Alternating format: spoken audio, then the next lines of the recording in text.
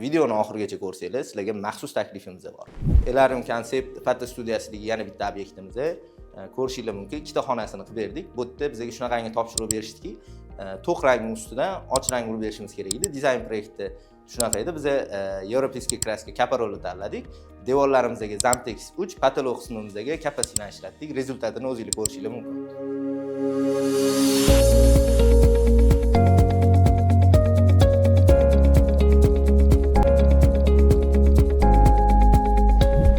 Kaparol emulsiyasining foydali va ustunli tomonlari haqida gapirib o'tib ketmoqchiman. Havosiz purkash yo'li bilan yoki valik bilan ishlatgan paytingizda ham tekis yuza hosil qiladi. 1 va 2 sloyda ishlatgan paytingizda tekis idealni yuza hosil qiladi. Ustalarga maslahat beraman. Kaparoldan maxsus taklif 20 litr va undan ko'p miqdorda olingan emulsiyaga bezlazushniy apparatning ijarasi bepul.